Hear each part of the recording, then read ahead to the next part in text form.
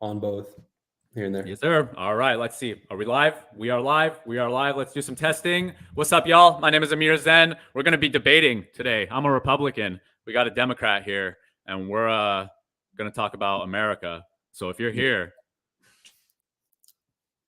let's see. Just checking right now to see if all the streams are here. If you're joining us right now, say what's up. We are going to be talking about finding common ground. We're going to be debating. We're going to be having a good time today. All right. Let's get this started.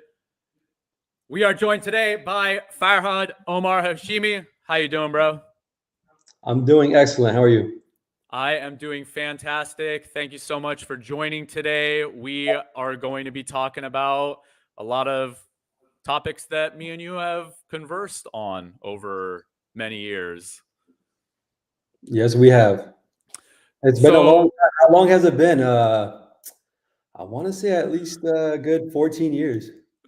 Yeah, it's been a long time, and it's amazing when you can go a very long time, be connected on social media, have different beliefs, Get into it here and there. Yeah, get into it, be men about it. At the end of the day, you say, hey, man, that guy's cool. He says, hey, man, that guy's cool. And then every square, Absolutely. You move on, and then years happen. And then as you see, what do you say, 14 years later? Yeah, man, it's crazy. We're getting old, right? 14 years later, over a decade later, here we are having this chat at a pivotal moment in American history where the millennial generation, us, and generations younger than us are now getting into our positions of power in this country to where we can actually have influence in the future of America and the world. So, what do you think about that, my Democrat friend? I mean, it sounds good. I mean, we should dive right in. Is there something specific you want to discuss, or I mean, It says, yeah, we're gonna read some of these comments. So if you're tuning in right now, make sure to like this video and leave your comments. Tell us what you think about the Republicans and Democrats in America, and if you have any solutions. So we got a lot of people joining us right now in these chats. So I'm real quick just gonna do a check to see that all the streams are currently working. All right, we're on Twitter, we're on YouTube officially, we are on, let's see, Twitch officially. The gram is working very nicely, and Rumble. Let's go. All right. Let me check that real quick. All right. Rumble. All right, we're good. All right, so let's I just saw a comment here that says when did you turn into a Democrat? Let's make America great. So yeah, Abdullah says Omar doesn't like foreplay. Yeah. Yeah, let's jump on in. So tell about yourself first. You are an American and you've done some pretty cool stuff and diverse things in your life. So let me know a little bit about what you do. So currently, I'm a real estate agent and investor at a company called Capital Property Brokers. We're local here in San Diego. We do everything from buying and selling to investing to flipping properties, all the good stuff.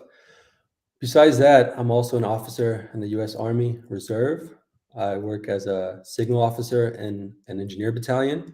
So I don't know if you know anything about the Army or military life, but I'm basically in charge of communications for our battalion. I'm the S6.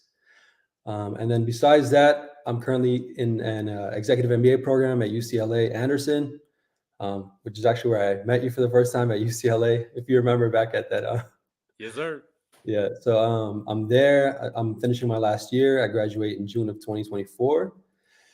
I'm married, wife is pregnant, and we're expecting our first baby in January. And besides that, I'm running for city council in 2024. So I got a lot on my plate. Let's go. We got Omar running for city council in 2024. And do you want to talk a little bit more about that? Yeah, sure. So back when we met, we were undergrads. I was a poli-sci major, and I believe at the time you were very involved in politics too, or at least the I was conversation. in the Republican Party. Yeah, I was a Right. Republican chairman. I was very deep from the local to the national level of Republican politics and just national American politics. All right. Yeah, I remember the Ron Paul era and stuff like that. Good times. But so it started We're gonna there. bring those moments back, man. Absolutely. It started there, and I've always had political interests, and I've been involved in campaigns. I've been involved in local level and national campaigns, but I never really got into anything myself. I've always wanted to serve. I did it the Army way. I went through the military, but I never got into local level politics because I was busy in the private sector. I was busy getting my life together there and just exceeding as much as I could. And now I'm at a place where I'm comfortable and I'm ready for it. And I feel like we don't have enough people like you and I that really care about the common people and interests and peace and all that good stuff that comes with it. And I just feel like, why not? So that's where I'm at. That's awesome. And what city is it in? So I'm in Oceanside. Oceanside is, for those that don't know, Oceanside is the third biggest city in San Diego County. It's San Diego, then Chula Vista, then Oceanside. We have about 175,000 residents. The district I'm running in is District 4, and we have about 45,000 residents in our district. Nice, nice. Good luck. And to the point that you're making, I was so happy when you told me about that, because it just shows that there are people in America in our generation that actually see that going into elected politics is or can be a direct net good for your local community and everything that comes from that. And I mentioned the words, America first. And that's essentially what you're doing here. You're bringing your local community and you're making it your priority by running for city council. And, I always make the argument that positions like city council are some of the most powerful, influential positions in the United States, because, as I'm sure you know, the powers of a city council is unlike anywhere else in the world from a government system standpoint, right? Absolutely, absolutely. And it's funny. I don't know if a lot of people know this, but city council positions are a lot harder sometimes to obtain than than positions like Congress, like U.S. Congress, Congress. yeah. Yeah, right. So it's a very tight-knit game. It's a who you know game, and I'm learning all that uh, firsthand as I'm going through it right now. So very interesting. Yeah, can you expand a little on that? Yeah, so you can't just, I mean, you can, but it's very difficult to not be involved or not be in the club, and then try to run for a local level government. It's all these people that are involved in local level government. They've known each other for years. Everybody knows everybody. It's all these committees and clubs that are organized throughout whatever cities you live in. And if they like you, you'll move forward. And if they don't, they'll do anything they can to keep you out of the race. Yes, indeed. And I, as somebody who studies politics heavily and has been in the game myself, one thing that I see that Democrats do so much better than Republicans is within your team, you have much more cohesion. And I was talking about this before. It's like, what essentially it is that the Democrats know how to play the centralized game better than Republicans, because leftist ideologies typically will go to more of that more full scope of government control, whereas when you start going more to the right, it becomes more decentralized into that freedom aspect. And as a result, from a just purely political strategy perspective, I see that the Democrats in California do such a good job of being friendly with each other, while Republicans in California, and I say this from experience, are more interested in taking other Republicans out than they are about fighting Democrats or making America great. And that was a very major experience that I had. It's not just in California's Republican Party. I hear people all around the country having these similar experiences where, you know, within the Democratic Party, there are plenty of opposing views. You got your Hillary Clinton and your Bernie Sanders kind of thing. Those are opposing views, right? But at the end of the day, Bernie Sanders literally goes and endorses Hillary Clinton, not saying that that's, you know, the moral thing to do and the right thing to do. But from a political strategy perspective, it is the winning option, right? And they're proving that as a result, that wins. So, you know, on a national level, all the way down to local levels, we are very united. And I'll give you an example of that. I met with some committee members earlier. Hey, sorry, Omar, real quick. Can you make sure, can you check to see if your iPhone audio is all the way down? We just got a comment that says your audio has echo. It's picking up Amir's voice and echoing. Well, we'll see. Let us know. Abdul, let us know in chat. So just continue talking. We'll see if chat lets us know. You know what it is? I think the phone might automatically be pushing it back up, but it's down right now. Awesome. Cool. Sorry, continue. Yeah, no, what I was going to say is from national down to local level, we tend to unite. And I was going to give you an example of that. Earlier today, I met with some committee members and we were discussing, because in our city, Oceanside, there's no primary. It's echoing? That's weird. An echo. That is rather odd, but it'll happen. Hey, you know, if you want to check us out on Rumble, Twitter, or YouTube, you'll have the real good audio and not our phone's audio here on the side. Yeah, sorry about that. No worries.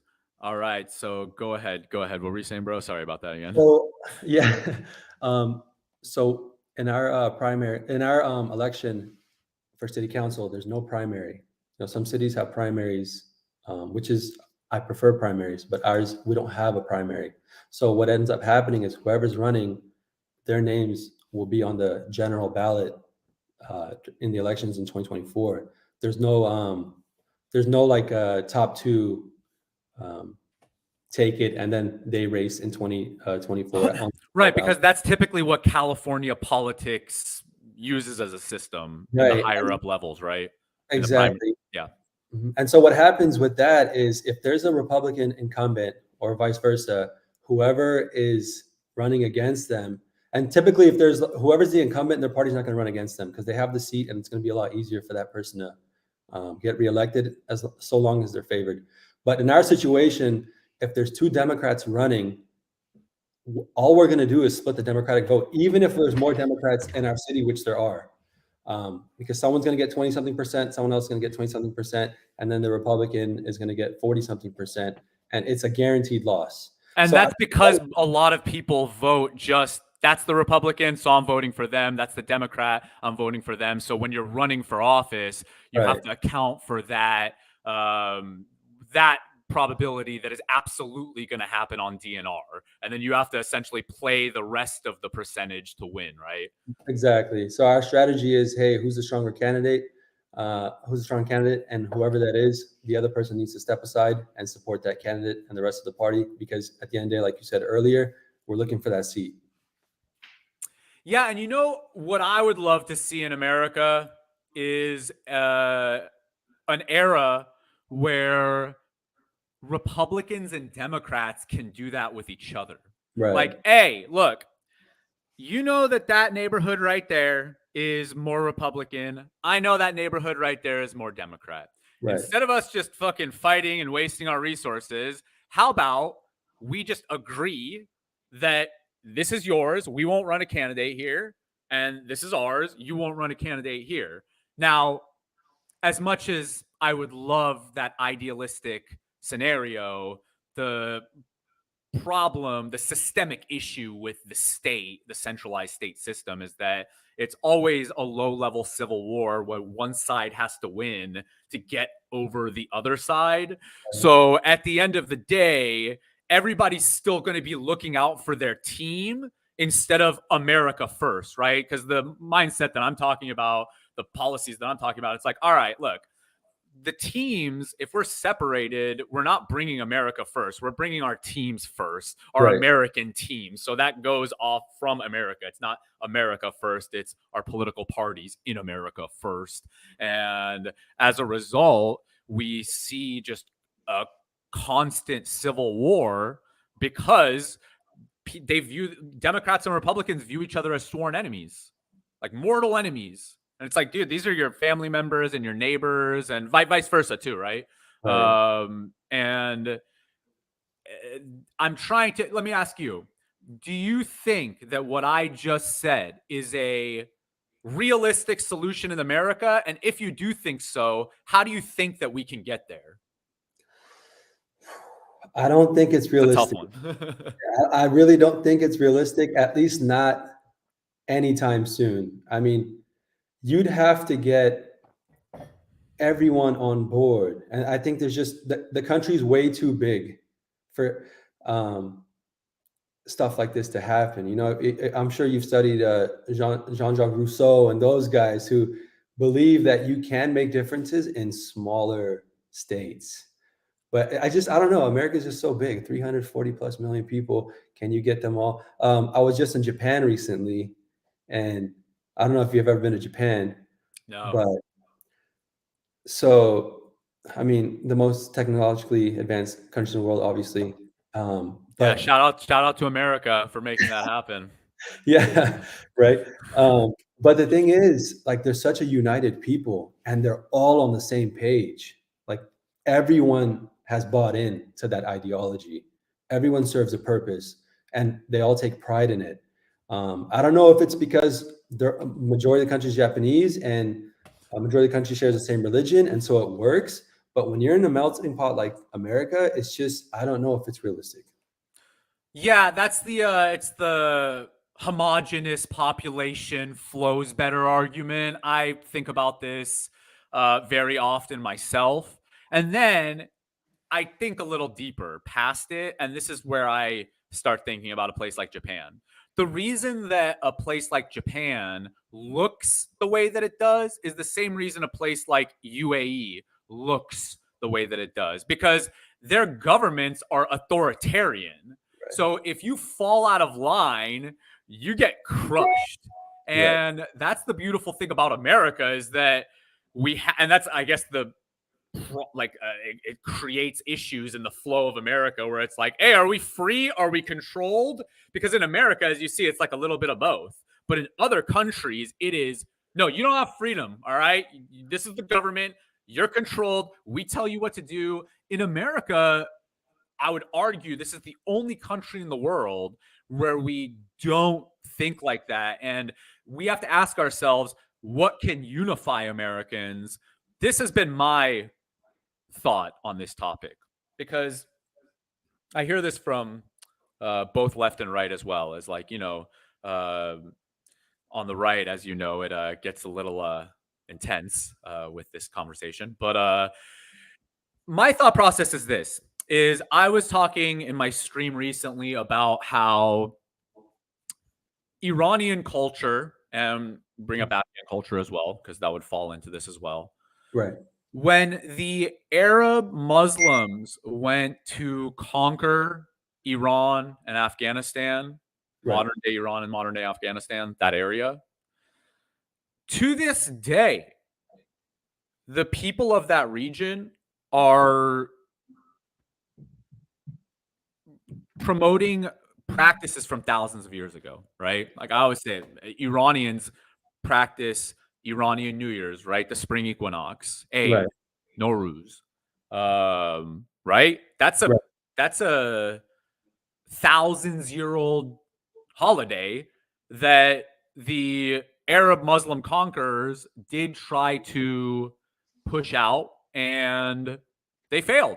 And people still celebrate it to this day. So the point of saying that is that I believe that the US Constitution is such a strong and unique document that we just have to look at guys like me and you, you know? I'm a full-blooded American, right? And you probably consider yourself the same, you know? So in that regards, we always asked ourselves growing up, what is American culture? Do we have a culture? Yeah, we do. Our culture is freedom. And while freedom, I prefer dangerous freedom over peaceful slavery. You see, Japan, it's so peaceful. Everything just systemically goes in the right direction. You go this way, you go this way, you do the right thing, you do that right thing. Yeah, because you're not free. In America, we're just like, hey, man, I'm going to walk whatever way I want. And if you stand in my way, I will rebel. That's the American culture. And for hundreds of years, that's been the American culture. So, to the point of finding unity, I think that that's a really good place to start, that we can all agree on the American Constitution. However, to the point that you're bringing up, from the beginning of American history, in the time when they were writing the Constitution, the battles had already begun. The two-party split of Federalists and Anti-Federalists had already begun. And then you had guys like George Washington in the middle, and George Washington was a Federalist, but at the same time, George Washington was constantly talking to the Federalists, constantly talking to the Anti-Federalists, trying to find common ground. And it's funny because when you read the history of people like Jefferson and Adams and Hamilton and what they were all saying about each other and to each other, and then George Washington's kind of in the middle going like, guys, we all need to find some common ground here, and eventually that common ground created the United States Constitution. So my thought is like, can we get to a place in American culture where we start acting more like George Washington was acting, where instead of leading so much with his primary ideology, his primary thought process was, we're all Americans and we just did this awesome thing together and fought off the British, and now you guys are going to go do this shit and just fight each other, So I often think maybe this is wishful thinking, because even George Washington, the first president of the United States, was literally having this debate with both sides. And back then, there were no political parties either. And shortly after, political parties were created in America. But, I would say that to the point you were bringing, it has to be more local. And if we go and just start in our local communities, we'll probably all find more agreements than not. And I think that's a good place to start. But then long-term resolutions would have to include, what we teach in our school systems. Like within our schools, it would have to be a part of curriculum almost, to kind of rewire the way we think. Like a lot of what we're learning right now, it's not benefit. Like if you drop out of high school or you don't go to college, like you're not going to get that extra education that you need to try to understand these things and make a better way for America. It's just not going to work. Like there has to be some kind of education that we buy into that makes sense for the greater good for everyone. And until that's done, we can echo our voices as loud as we want, but like look at the situation that's going on right now. Like there's so much control over what people think or perceive as right and wrong that it's hard to get this type of message within like the human brain and get people to buy into it without something like that. Yeah, what you're saying is, you're like, well, like I totally agree with you. It's essentially there's a reason that people click on the clickbait titles and don't click on the regular titles that are about bringing things together. And, it has to be some extreme clickbait title, and that is what the people click on. And I guess my thought process also is like, as far as an educational aspect of this, I agree. That's the primary strategy.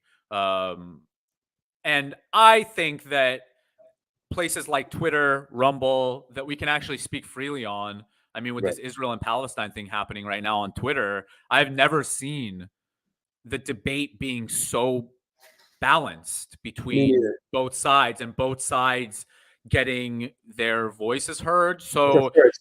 if we remember during the Ron Paul era as well, 2008, 2012, we guys like me were fighting hard to get this kind of information about what it really means to be American out to the world. And what happened? We've been dealing with almost 2 decades of internet censorship up until this point. And now that I'm saying, it's like, this is why it's so amazing that places like Twitter actually allow for the conversation to be happening as well. And the conversation, look, me and you are having the conversation. We're literally on other sides of the aisle, and essentially we're still here talking, Right. and that's where this starts. I guess my thing is, can we ever get to that point?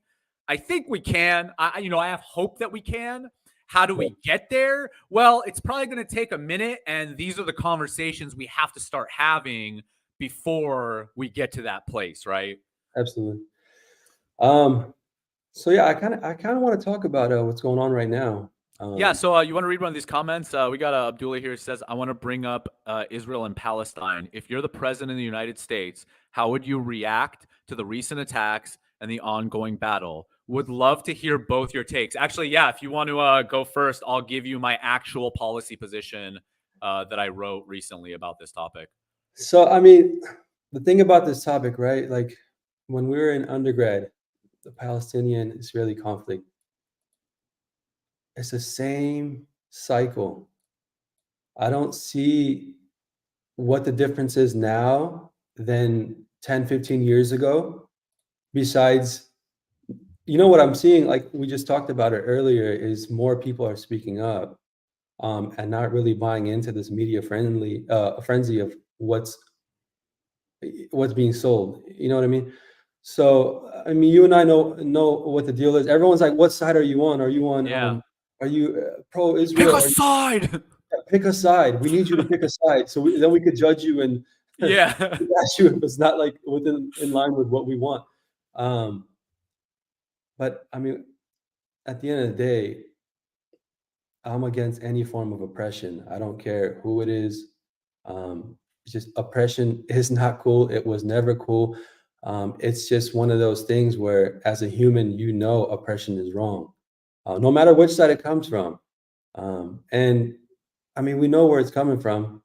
Like, I don't have to like sit out here and spell it out for you. You see it on your own. Like, you can make your own judgment, your own decision. And to the point you were bringing up, it's hard to get everybody to agree on what is right and wrong. So when you say oppression, the other side says, no, they're oppressing me. And when Right, both sides are saying I'm being oppressed, it's like, well, what do we do? Right. right. Because both sides really believe they're the victim. Both sides, like, they 100% buy into they're the victim. So, and that's the thing with conflicts is, if you can't see a conflict for what it is, and you are the primary parties, like the rest of us can only do so much, right? Like, of course, there's international law, but who's they've been they've been begging these two sides to come to an agreement or whatever it might be. It's just it's such a complex situation, and it's been going back and forth for 75 years. Um, I don't know what they can do about it. It's just sad. I don't have an answer. I don't have a solution for them. Um, two state, they've been yelling that for almost the entire 75-year period. And you see what's going on with that. They don't want to participate in the two-state solution. Both sides, like, it's maybe one side more than the other, but It's a So very if you had a go, like, just purely, say you're president and you could sign an executive order, and there would be a solution. Would you have something in mind as far as a policy position would go? I'd get international law. I'd get international governments involved, and let's create a real two-state solution. And I see you laughing, but I don't have No, a no, no. Sorry, I was just laughing at the comment. It says, "Give me a hot takes. I need clickbait titles, guys." I was just laughing at that. Sorry, not you, not you. yeah, no. But that's my solution. Make it a Yeah. So two-state solution. follow international law. Force it 110%. Like, you can't sit here and do things as an Israeli to Palestinians for a decade or 16 years or 20 years or whatever, and then expect them not to retaliate. And same thing on the other side. You can't, like, go at them here and there a little bit and then not expect them to bombard the hell out of you. Like, it's a two-way street. And so, like, both sides have to buy in, both sides have to participate. And that's what it is. And so I'd get the international community involved, follow international law. They've been implementing international laws within within this conflict, and there's just no one's abiding by those rules. Well, they implement the international law, and then America typically comes in and vetoes that. When it's in the UN, the Americans America are kind of just regular. ignores it, right? And so we're a big part of the problem. I would say that I'll take this a step further. This is America's problem. This is 100%. Israel was created by the United States. Israel is the single biggest recipient of foreign aid Right, since World War II. right, Not Japan, not Germany, right. Israel. So, that's why it's like, from a policy position, thank you for that question, because I've been thinking about this from an actual policy standpoint. This is America's doing. The reason international law is not followed is because America keeps saying, Right. we're not doing that, even though literally almost every other country on the planet, you can just go look at the UN votes, right? It'll be like every single country votes for it, and then America comes and vetoes it. Right. And Like, that's why when he asked the question, if you were president, I mean, that's what I would do, right? Because if this is America's doing, then America could fix it.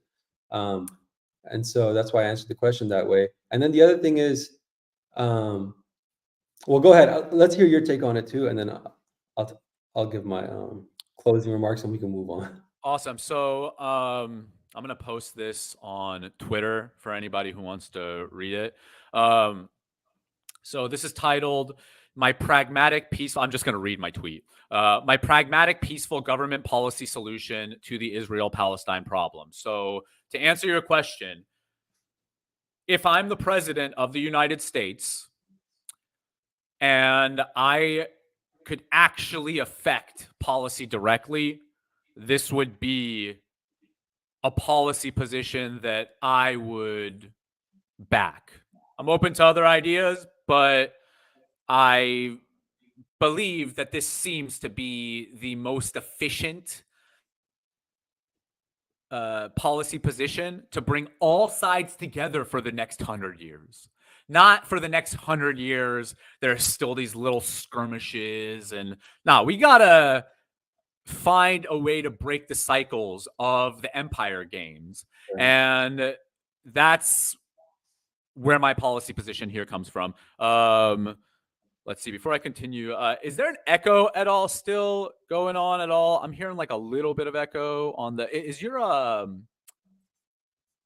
that's fine. You know what it might be? My MacBook is disconnecting from my AirPods because it's confused with the iPhone on live as well. And so it's going back and forth, right? It refuses to come off the iPhone. Yeah.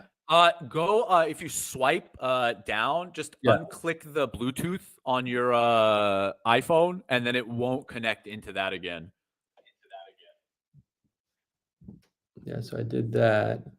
Awesome. But I want to get it back on the laptop side. The only thing is, it's not giving me an option to. Yeah, I'm hearing it on the stream video now a little bit. pretty sure it's not mine. But thank you, Abdullah, for being our audio tech today. We really appreciate that.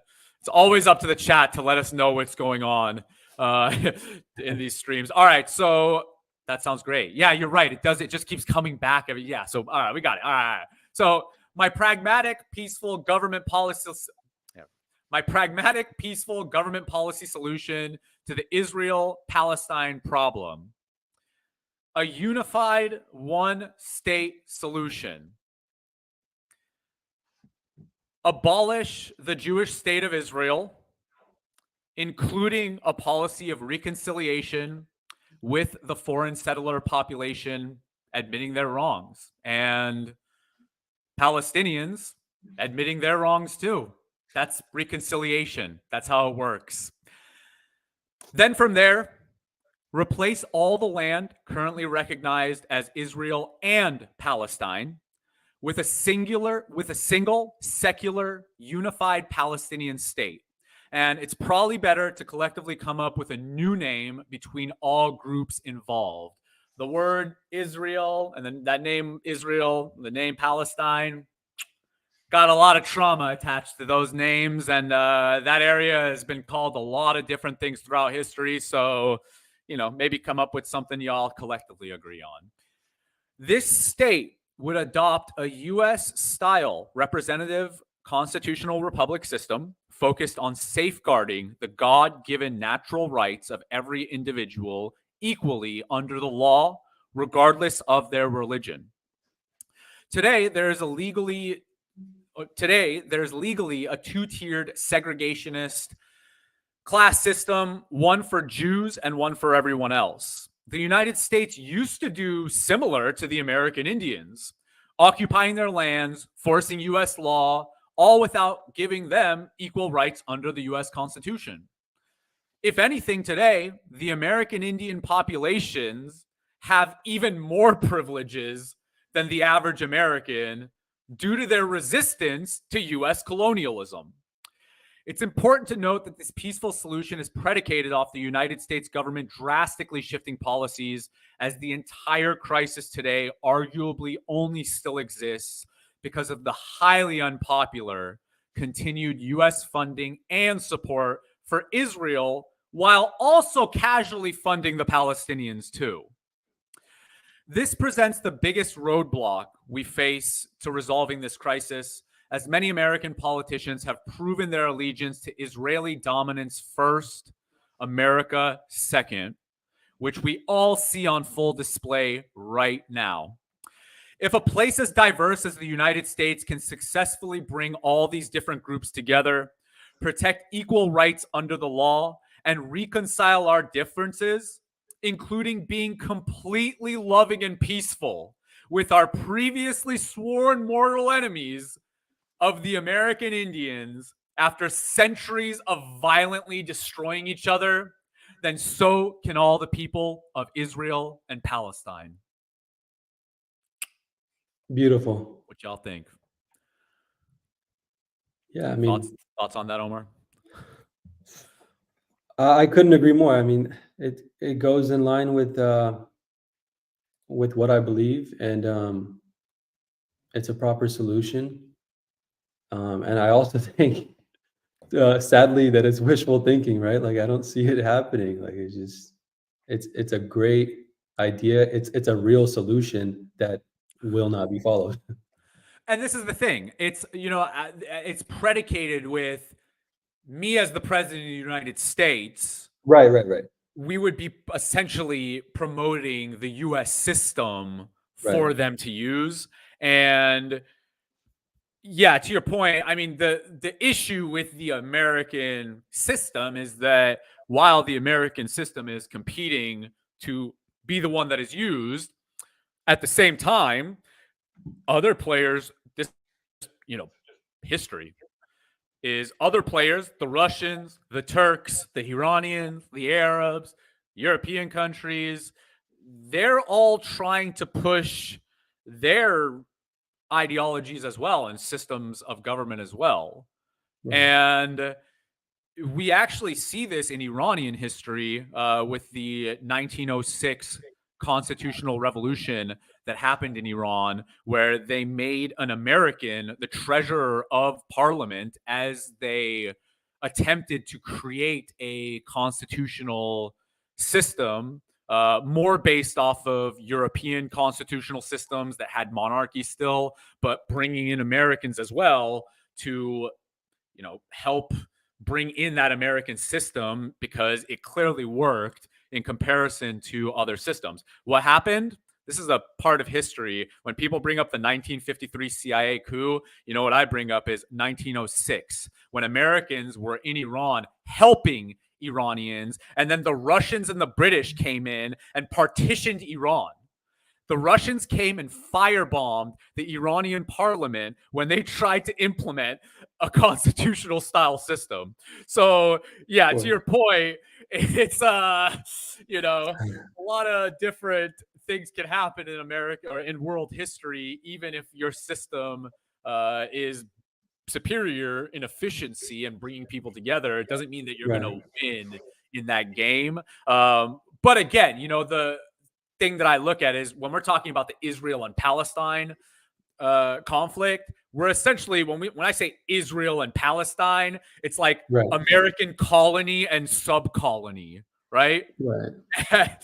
So America, the reason that the Germans have the form of government they do today, the Japanese have the form of government they do today, and they don't have more of a communist style system is because the U.S.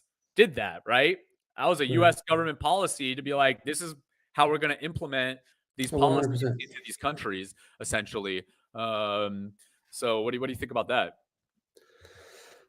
I mean, I'm on board with it. It makes sense.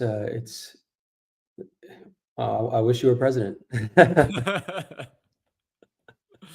Yeah, but we're you see, we're gonna make America great from all angles. And actually, it's really cool too, because growing up, like we're two American men that have family from the Middle East, direct connections to that land still. But, I'm not speaking for you, but America comes first for me before something that's happening in Iran.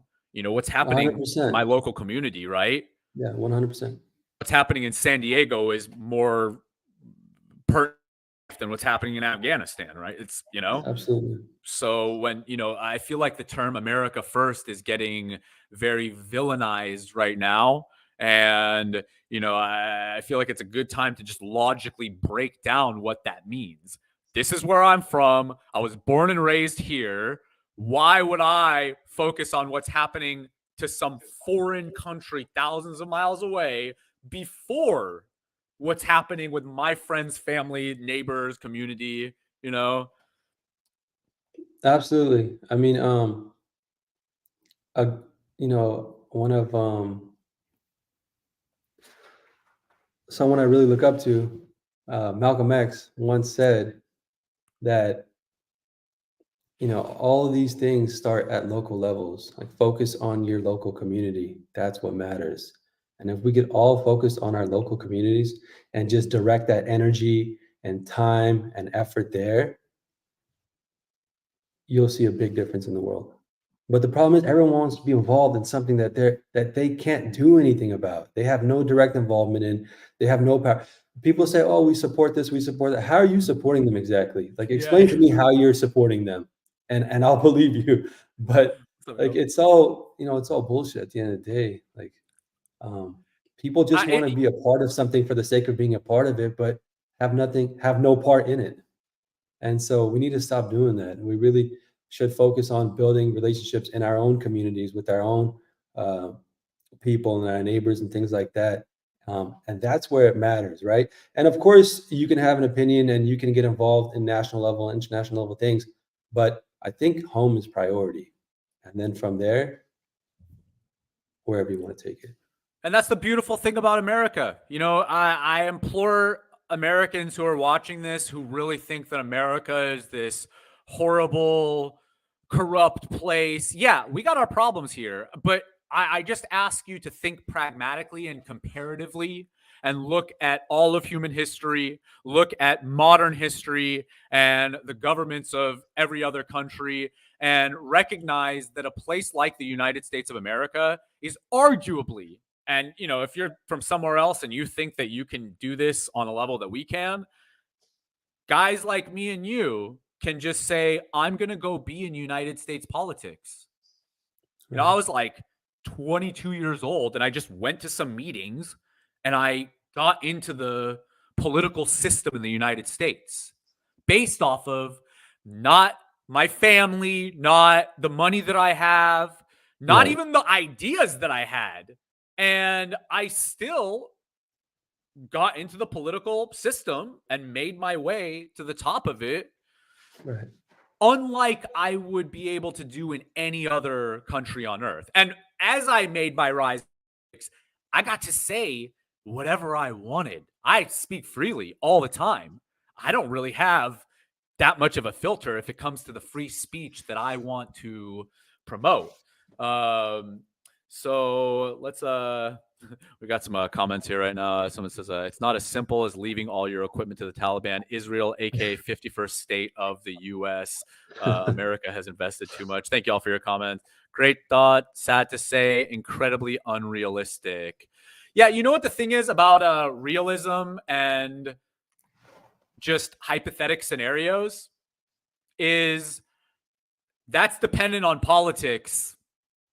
Literally, that's dependent on what some politician decides. So that's the beautiful thing about America, because, to the point I was bringing up, if I talk the way that I do and if I had the beliefs that I had and I was born and raised in the land that my family came from, I probably wouldn't be talking here right now there, right? I would be either silenced or disappeared at this point. And that's generally how things are everywhere else. And that's why I believe it's so important to really recognize how much individual power that every American has.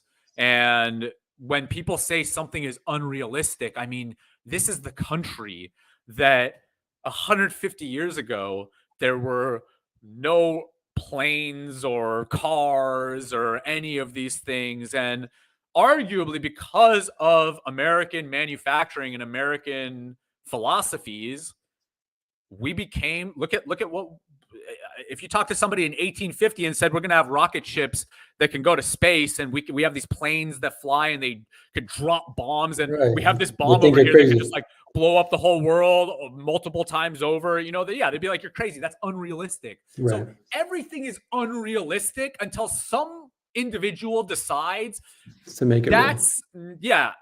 It's real here. So if it's real internally, then we can make that real externally. And to the point that you were bringing up as well, I think a lesson that a lot of Americans can learn, you're bringing up the local argument, is you need to look in the mirror first before you start worrying about what other people are doing.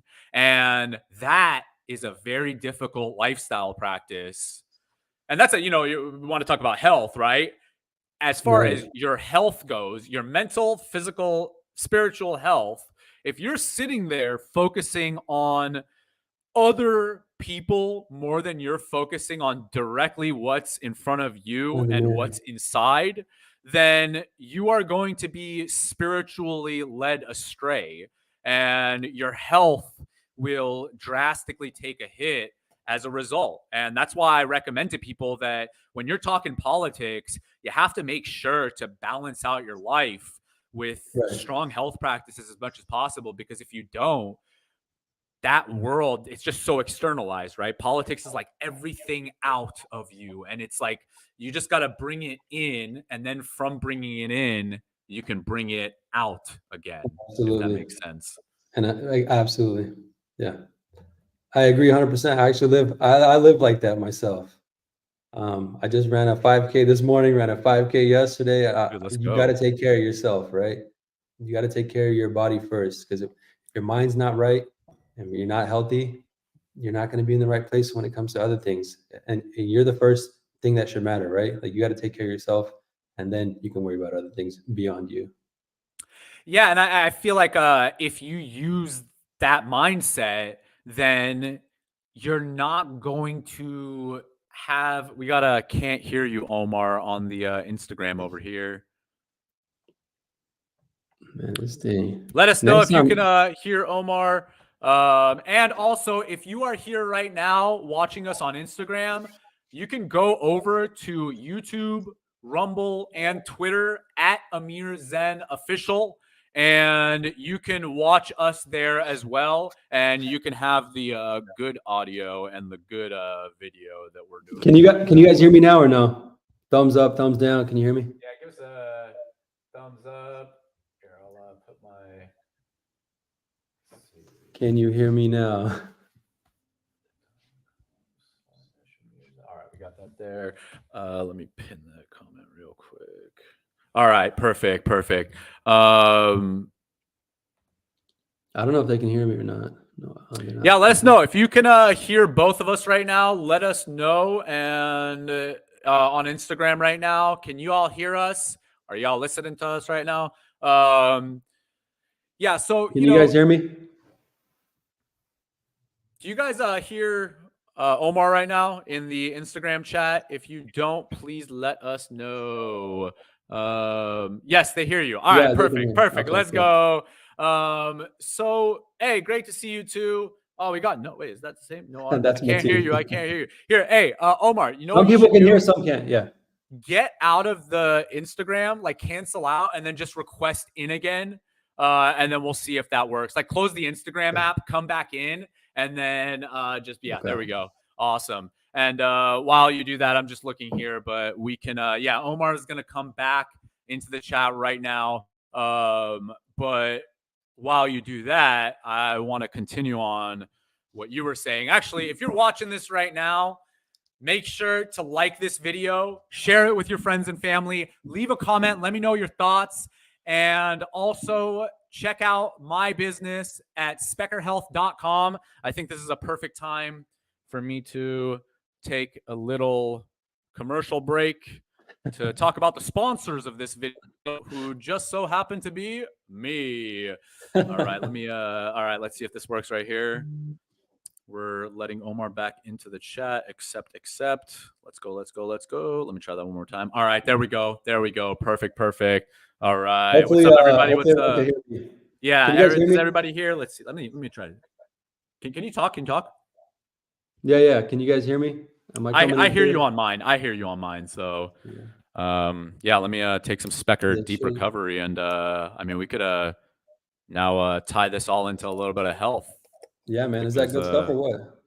It is indeed good stuff. This is a new product that I have. It's a high dose CBD for deep recovery that I make. I just released this new line of targeted products. So I have this one is 3,000 milligrams of CBD in this bottle altogether, 100 milligrams per milliliter.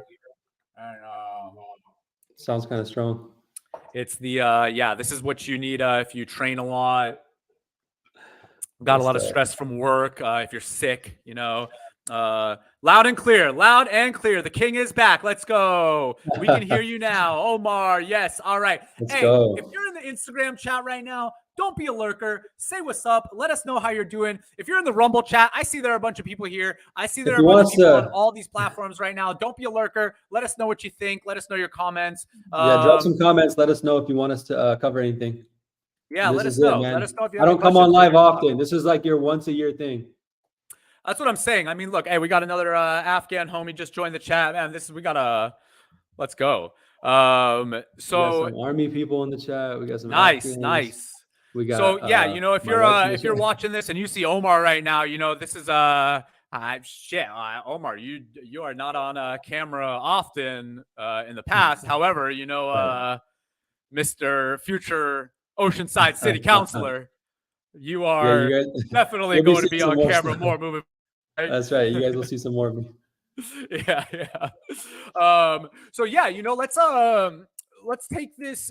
For me, politics and health are very interconnected, and as we're transitioning this conversation into that health aspect, I would make the argument that a big reason that men like me and you don't let the bullshit of politics get in the way of friendships is with each other, at least.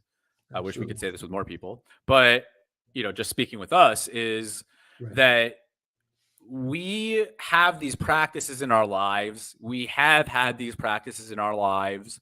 And as a result, we have an outlet for the things that bottle up inside of us, right? When you go and exercise for just running, exercising, you're in a very better place. If you're sitting on social media and you're all pissed and just doom scrolling, you got to have the discipline to put that shit away and go exercise for an hour or two and then see how you feel. Go do that workout before you go and reply to your friend's story and write some long ass comment that is super divisive and it's some person that you don't even talk to, It's and if you don't have enough time, you need to wake up earlier because that's a bullshit excuse. Everyone has time to exercise and take care of themselves. It's a huge mistake not to. Yeah, this whole I don't have enough time thing. Y'all, I am the owner of a business that I self-fund, and most of the supply chain is done in-house, and I still have enough time to do all this. Right. And I still have time to be healthy. Come on, get the fuck out of here. So that, yeah, it's just like, yeah, you're not, if you really think you don't have enough time, this is what I would tell people to do as a suggestion is go and write throughout the day every single thing you do and how long it takes every single thing that you do in time. So you're like, all right, took a shower, 12 minutes, made coffee, 30 minutes, exercised 2.5 hours because time to get ready was 30 minutes for your 2-hour workout. So that's 2.5 hours, right? Right. And do that. And then you'll start realizing like, oh, that was 90 minutes of scrolling on the internet. Oh, I guess I do have time. Oh, that was 30 minutes of just, scrolling through some TV channels. Yeah. Oh, so yeah, people have plenty of time in the day. It's just, you get to a point where I'm at the point now where I'm like, wow, I really need a few more hours in the day. But what do I do as a result? Instead of not doing the things that I need to do, I reprioritize and I say, okay, this is what I have to do. And I set things based off priority. And then from there, you can create a much better disciplined flow in your life. So, even if like I take this down to the micro level, even if I have to take 2 steps left instead of 1 step right to get to the same place, I'm going to think of taking that 1 step instead of the 2. So, it goes from the macro all the way down to the micro. Abdullah says Elon Musk wakes up at 2 a.m. That's crazy. Yeah, Donald Trump only sleeps 4 hours a night. Did you know that?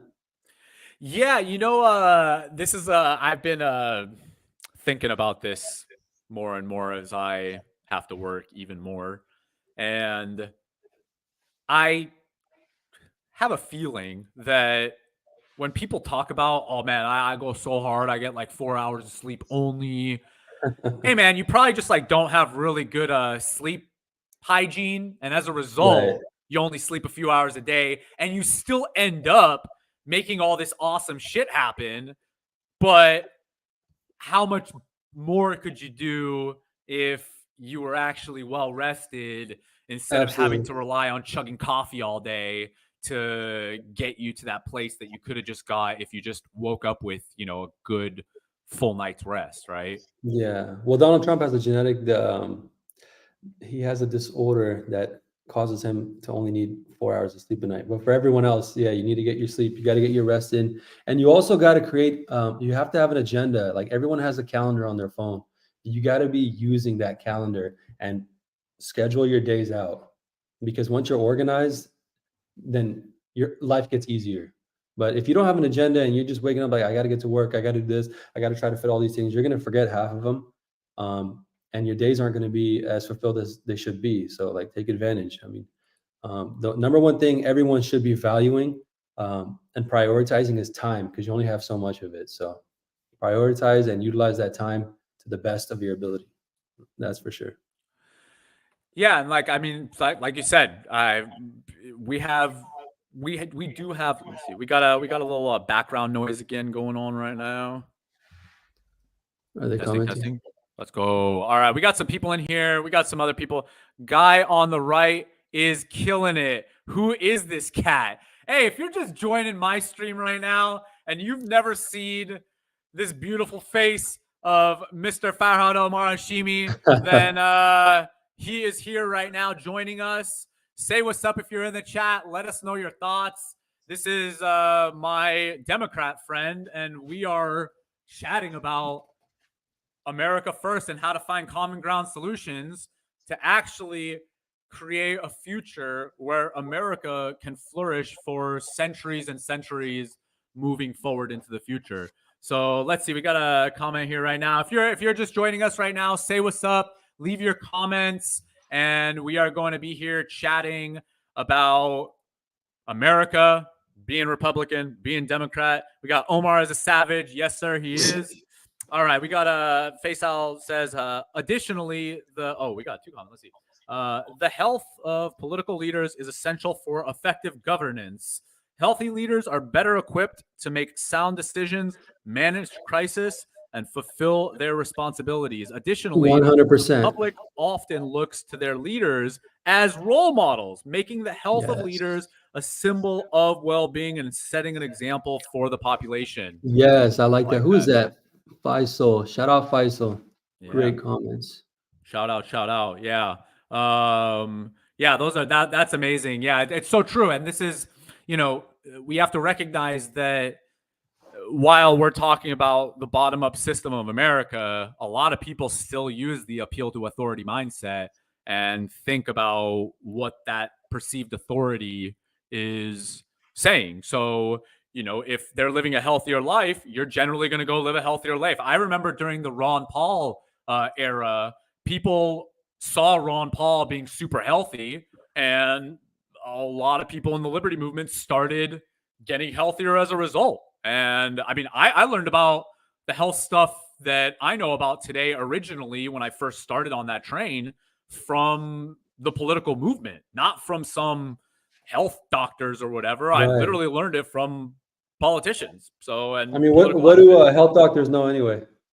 Yeah, yeah, exactly. That's not my whole point is, you gotta reclaim your health. And going back into my company, Specker, I create my entire business as a platform for individuals to reclaim their health. So you can go on speckerhealth.com, go take the Specker Health Assessment for free, and you could go to the Specker Library, go read the summaries of all these scientific studies that I write about, and you could go read the study yourself. And they're just all these different studies on health, ingredients, and lifestyle. And that's what we need in the world for an evolved system.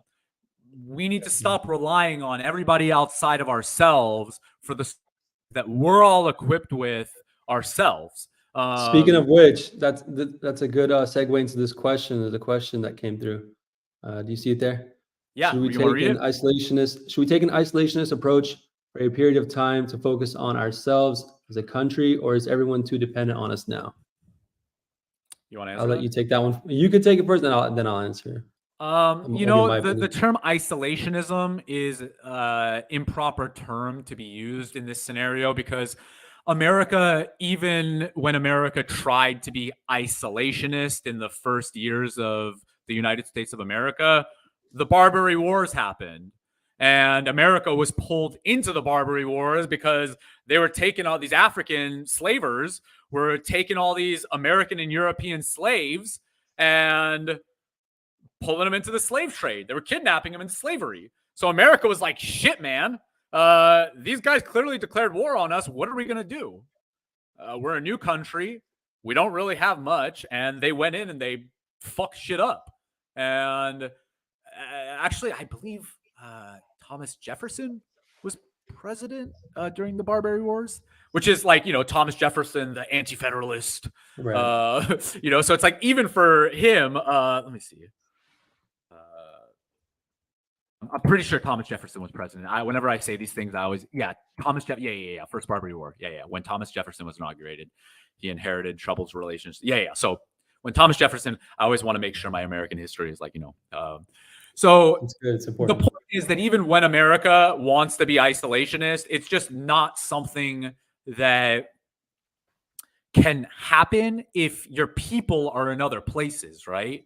So even the smallest countries in the world, look at what's happening in Israel right now, right? These people that they took hostage, there are all these people from different countries. I saw like the statistics that said some people from Nepal were taken. So even Nepal, right?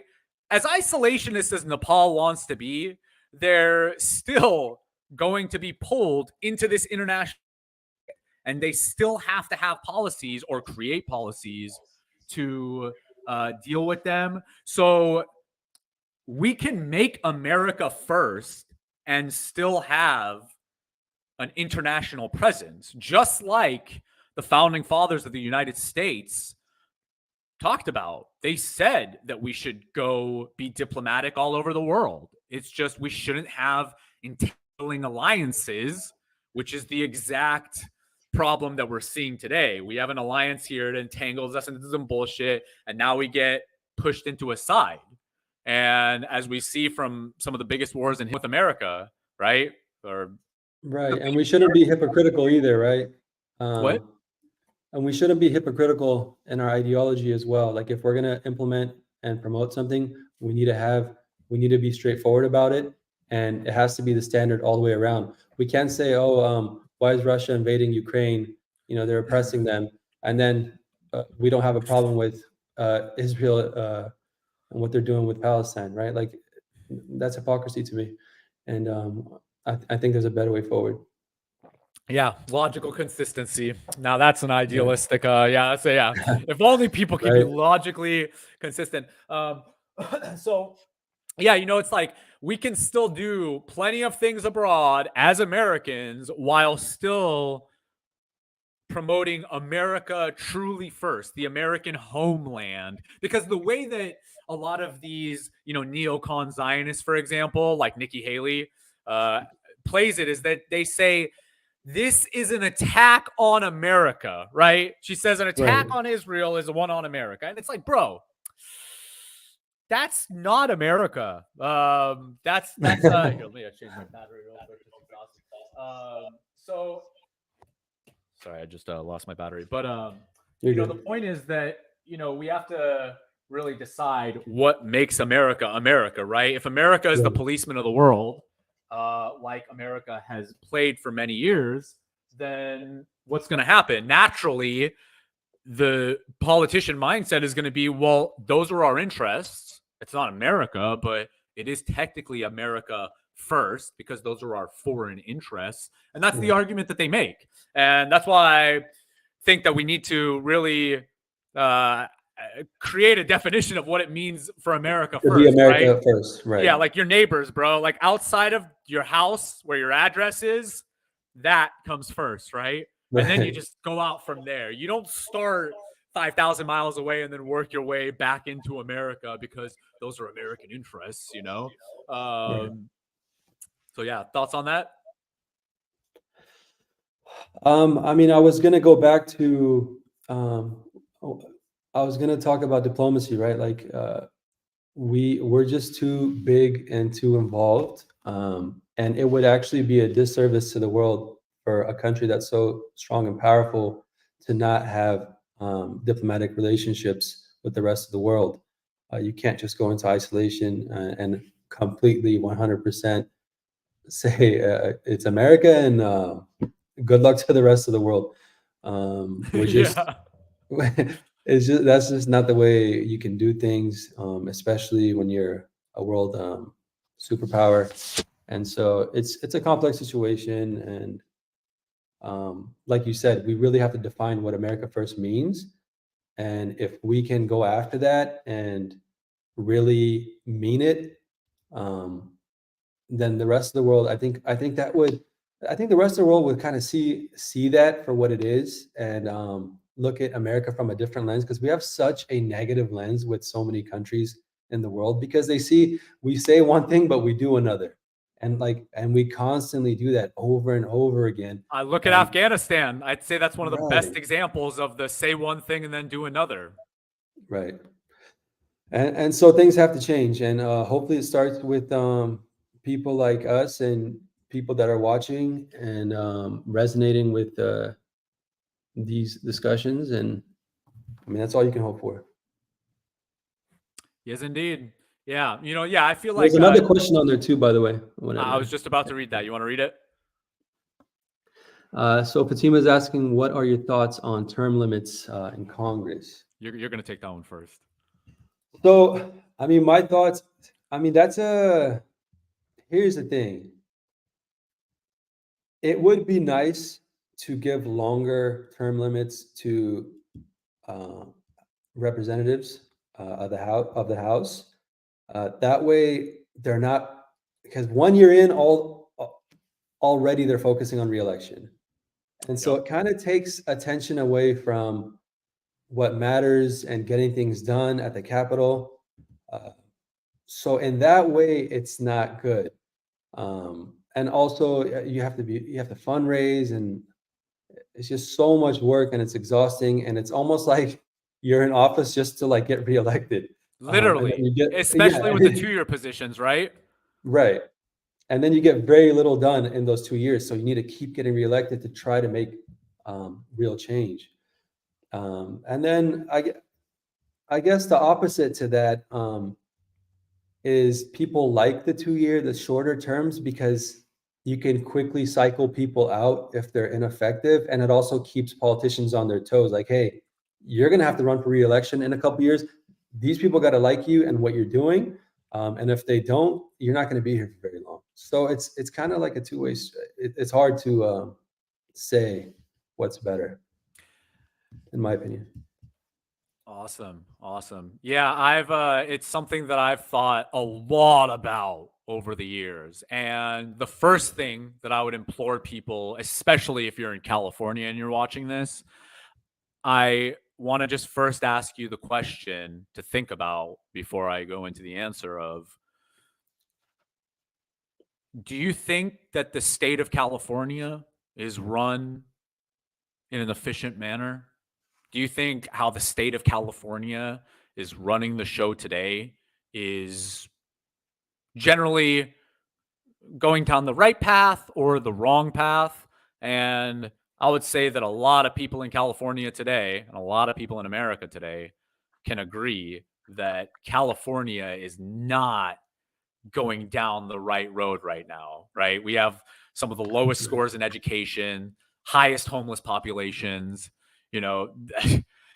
taxes through the roof. So regardless of what side you're on, like we all see, gas that's freaking over $7 a gallon. So California has all these problems, right? And we could all agree that California has all these problems. So think about that. Whatever you just answered in your head, like, yeah, California has problems. No, California is perfect. So it's either or, right? So if you're one of what I'm assuming the majority of people today, where you say, yeah, California definitely has problems. Well, California passed a proposition to create term limits in the legislature to 12 years. Did it work? Is California any better as a result? No, arguably, right? So the term limits argument is valid, but the number of years is just, we need to have a real conversation about this, because people think that creating term limits stops corruption, but this is what happens. Anybody in politics knows this. This is exactly how it happens. Okay, I served my 12 years. Now I'm going to bring in my hand-picked person to serve the next 12 years. And now I'm at the top of this political party apparatus, and I get to go top down and tell who is doing what, right? So Right. if you look at somebody like Nancy Pelosi, they're just going to shoo in the next Dianne Feinstein. Dianne Feinstein dies, and then they shoo in, that next person. So it doesn't really, so I guess it's like, is it really the years served is the problem, or is it the ideology of desiring total power and control in politics? And absolutely, that's why they create, there weren't term limits for the president in the beginning, right? So they created term limits because somebody went and abused it, right? And should we be doing that for other offices just as a safeguard? Like, yeah, 12 years, right? So let's just think about 12 years. I would say that after a little over 10 years, it's probably time in your life to kind of move to something else, right? right. Like 12 what years. Do you think about what do you think about age limits too? While we're talking about term limits, age limits for should the focus be? I mean, should the focus be age limits or should it be term limits? Because like some of these people, they want to. Dianne Feinstein, they want to die in office. They don't want to let go.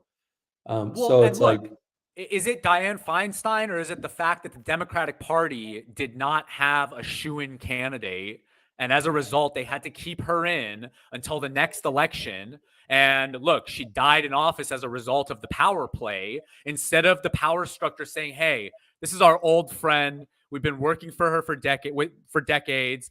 Let's just figure option out so, she can go die peacefully with her family in quiet. Instead, right. the Democratic Party's like, hey, man, we need to get a guy like Adam Schiff in, but we don't want to right now. And look, as a result, the new senator of California is literally not even Californian. So, but here's my problem with it is, when she died, she was 90 years old. Like, she should have got out at maybe 75 or something. You know what I mean? Like, why did it come to this? So, like, that's the part I have a problem with. And I don't know if the answer is we need age limits on the back end, where, hey, once you're like, if you're in office and you cross 80, as soon as your term is up, like, you're done. Or should we propose, just term limits in general? You can't do more than 6 terms or 12 terms or whatever it might be. But I think there definitely needs to be change with limits. That's a really good point you just brought up, actually, about the age limit, which has not been discussed enough, but I see it starting to become part of the conversation of like, hey, once you hit this age, you can't work here anymore, dude. That's essentially what it is. Like, if you're 85 years old and you're working at some corporation, they're going to be like, hey, bro, you got to retire, man. Yeah, your time's up. You got to, and that's, so this is the thing, though. I always think like, well, these one size fit all election policies really hamper evolution in the American system. So the beautiful thing is, though, with the American system is that we can look at the term limits now. We can be like, okay, look, California has this state has that local community has this has. So in America, because we have this local system, we can actually look at what works best at the bottom levels and then implement it to the top. Unfortunately, that's not how ideas get implemented at the top. Now, my resistance to age limits, like, one side says that sounds good, and then the other side says this: hey, bro, when I'm that old, I plan to be an extremely healthy person. And I've seen people who are doing calisthenics like me who are in their 80s and who are plenty mentally and physically there, right? So I guess I'm trying to think of what can maximize individual freedom on the highest level while I come up with these solutions. I just don't know who at 80 wants to all of a sudden like get involved in politics and like take on these headaches. And Ron like, Paul, you know what I mean? Paul was like in his late 70s when he ran for office, and Yeah, he would have been like, and look how sharp he was, through that entire process. Ron Paul's in his late 80s now. He still does a daily show, the Ron Paul Liberty Report, almost every day still. And that's fine, but as president, but no, that's fine. That's fine. But at a certain point, I mean, you got to throw in the towel, man. Like you missed your boat. Like too late, man. Like, come on, we have to like have realistic like.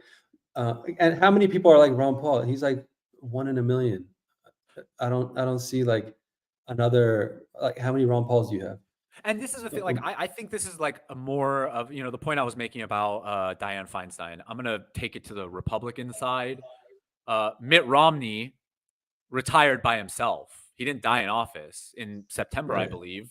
He's just like, all right, it's been my time. I'm out. And then he Very left. logical person. Yeah. Very And, logical person. however, this is, you know, this is again going back into what we were talking about earlier, which is the Democrats from a winning political strategy standpoint know how to win. So, you know, this is the thing. Dianne Feinstein, for example, is they know what she's all about.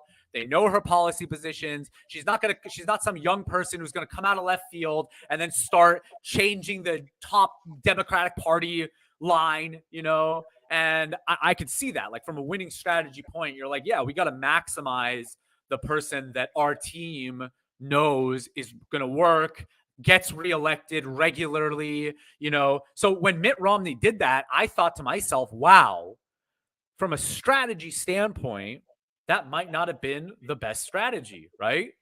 But from a Mitt Romney is fucking old and he needs to retire and be with his family, I think Mitt Romney recognized that himself, right? So, Exactly.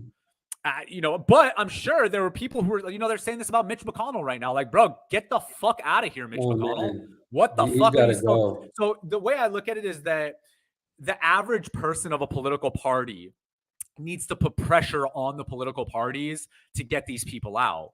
If the Democratic Party in California, I don't recall 10 years ago, 5 years ago, there being a big push to get Dianne Feinstein out, even when, like, this is, you know, there are just these absurd things that happen where this is why I say, like, you know, you got to remove the blinders of the team party politics, because if you don't, And then your Democrat senator literally gave power of attorney to her daughter while she's still voting in the United States Senate.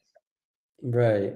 Like, if you're a Democrat, I would be outraged and be like going to the Democratic Party establishment, like, what the fuck are you guys doing? This is making us look horrible, you know? Right. And because this is the things that happen, this is what shifts people from left to right, And right to left. When people change parties and we see these shifts in American history, there are these little things that add up over and over and over like this, to where we can, I think that we could see an era of California where it'll flip into a purple state, because the Democrats are doing so much dumb shit like this. I was a Democrat. I used to be a Democrat before I was a Republican.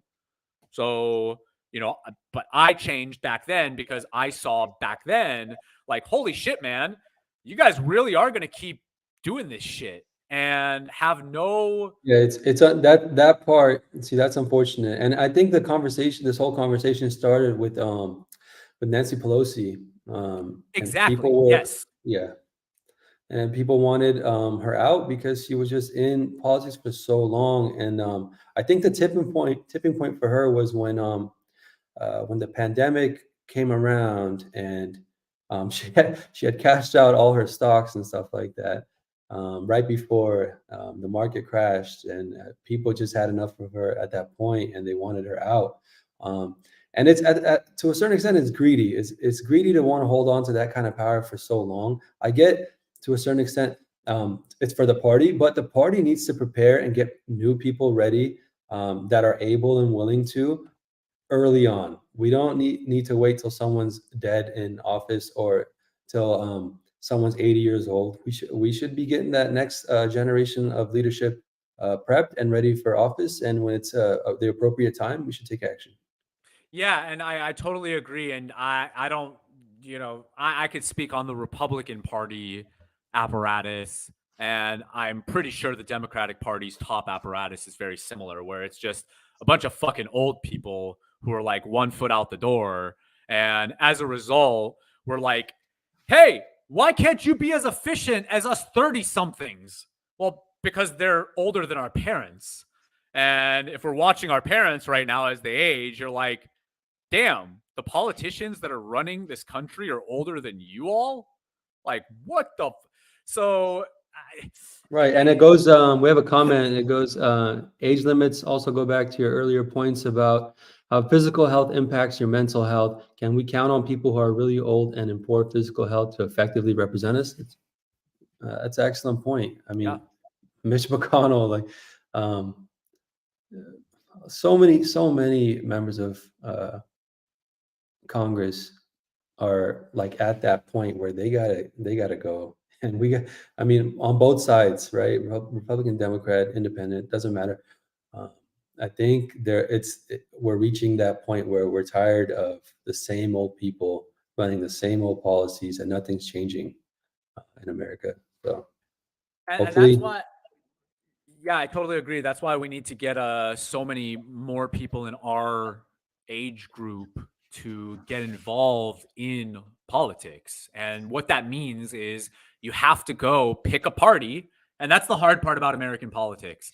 If you want to go be an independent or a third party or whatever, it's just statistically, you're not going to get anything done. Right. So right, the first thing you have to do is you have to go say, I'm going to be an R or a D. And that's the first shitty part of politics, because you pick one side, right, now you got half the country against you. You pick the other side, vice versa, right? So, right, and that's the thing. It's like I knew as a Californian when I chose to register as a Republican that it's going to have massive resistance. But from there, it's like you just have to ask yourself once you go in, what do you do? And I mean, look what you're doing. You're like, hey, I'm talking to the party. I'm going to run for city council. right, And you are in that age range of people that needs to go in and do the job. Now, this is the thing that I see as the biggest problem is that we're so undersaturated in politics. Let me ask you a question. Have you ever gone to Democrat Central Committee meetings? I have a couple times. I'm actually going to be going a lot more now. Well, you should be a Central Committee member in your Democratic Central Committee as well. But Right, yeah. I mean, I'm talking to quite a few central committee or committee members now, and they really want me to start showing up to a lot of these events. So yeah, I will be. and let me ask you, when you go to these meetings, it's not usually a room packed with a few hundred people, right? It's just like a few No, people, right? it's a handful, Yeah, a right? handful, and they're usually way older than you, right? They're old. Yeah, yeah. Republican Party's the same. Right.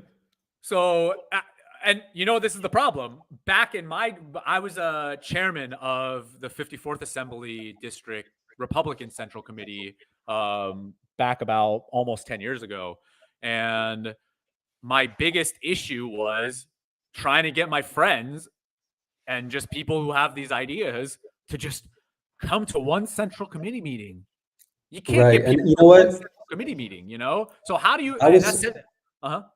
I was talking about that this morning with a committee member, a Democratic committee member, and we were trying to figure out, is it a generational thing? Is it like, because it almost seems like the newer generations are just I don't know if they don't care or they just don't want to make time for it, but they're really not involved, and I think I don't think that's good.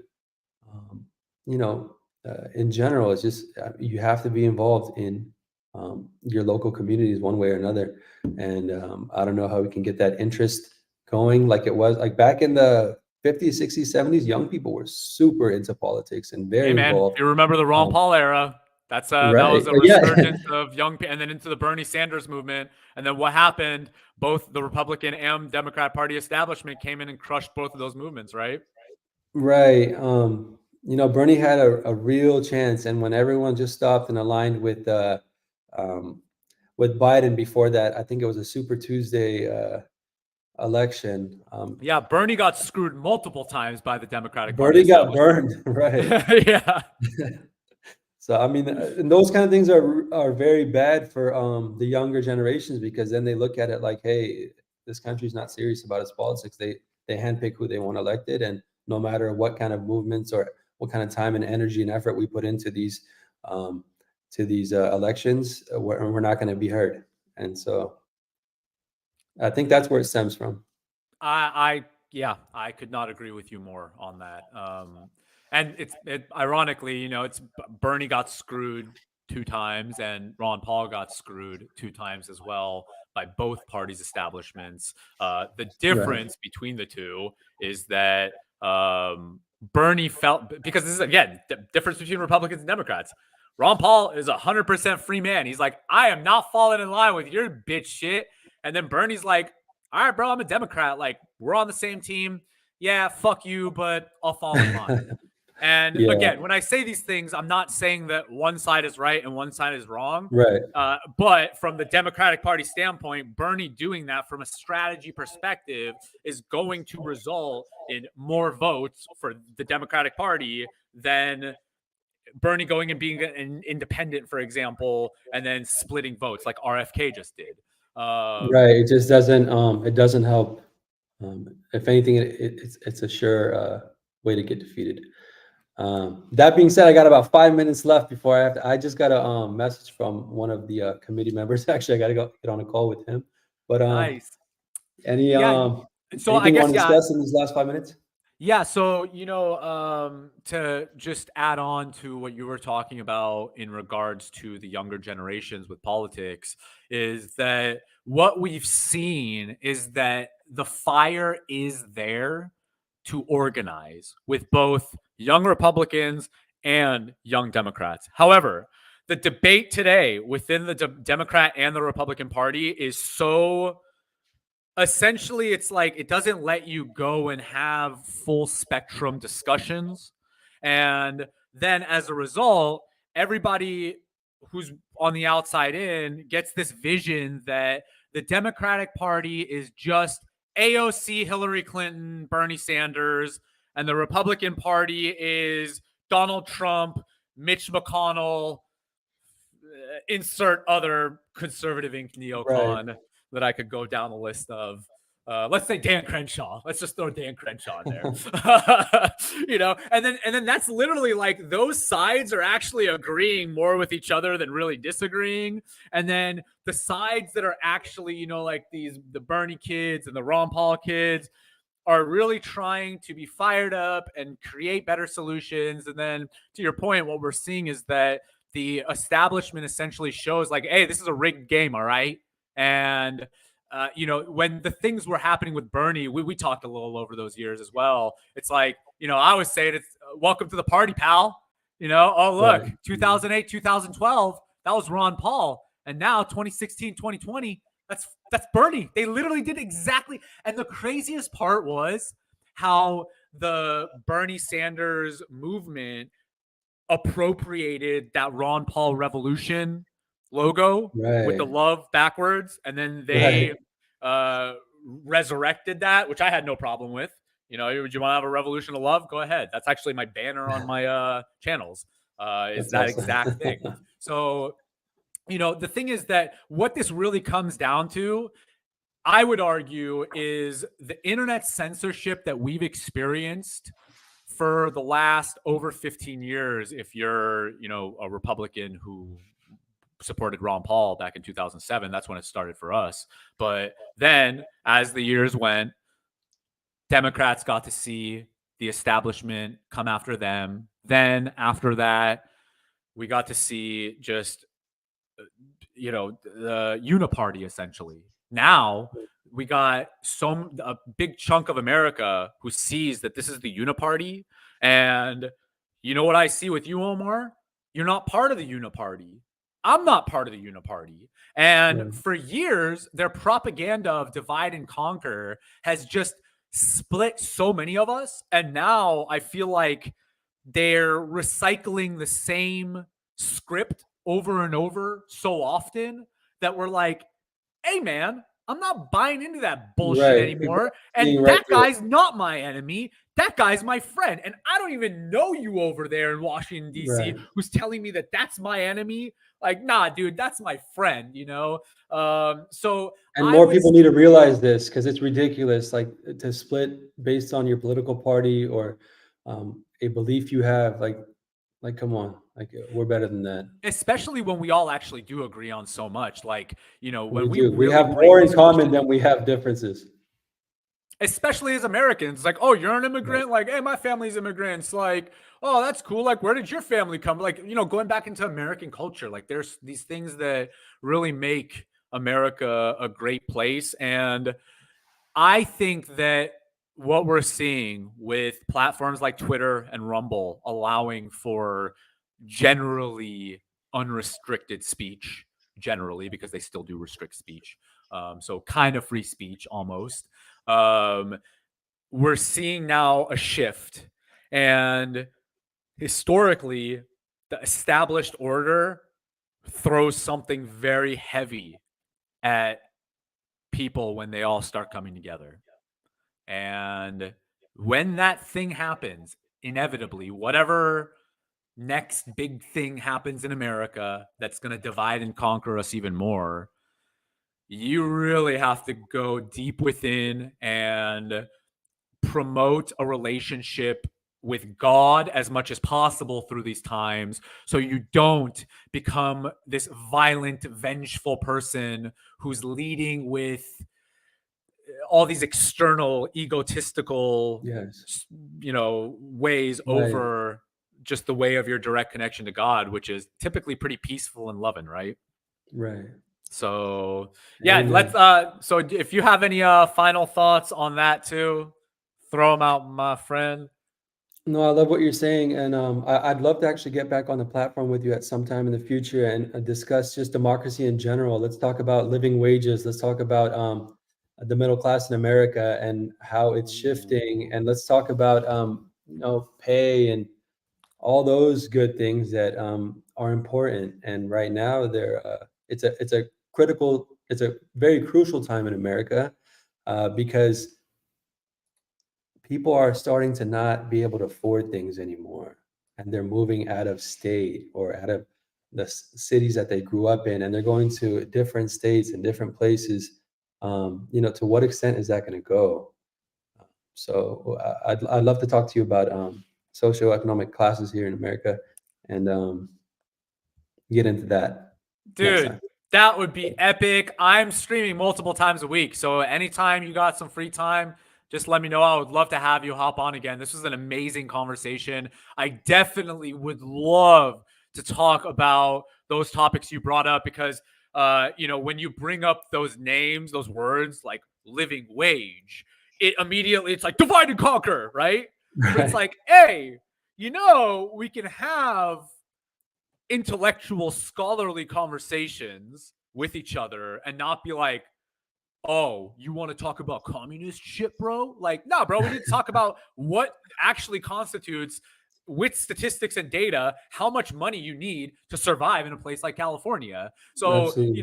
when we're debating topics like just discussing the topics like living wage to come up with the best solution, we have to accept certain premises and we have to accept that other people might have differing premises. And that's the beautiful thing about diplomacy, is finding that common ground. And I would say that a lot of America agrees on these topics that they think they're divided on.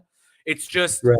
the divide and conquer does a very good job of using language for different sides to denote essentially the same exact thing, right? Like Democrats will say universal health care, and then Republicans will say no way.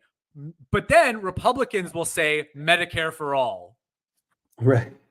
Do you understand what the fuck you just said, bro? Like, you literally just said universal health care, but in your conservative lingo, right? Mm. So, it just makes me realize that that's where the divide and conquer really comes. And when we do have these conversations and we can specify, like when we're talking about living wage conversation, it's not like, hey man, what should be forced on everybody as a one size? No, we need to have a discussion about what is actually going on right now, We need to because have a discussion about unequal democracy. I think it's important. and the democracy thing is amazing too, because in American history, something to just finish off with, in American history, the debate between if we are and should be a democracy or a republic is a debate that's also as old as the United States Constitution.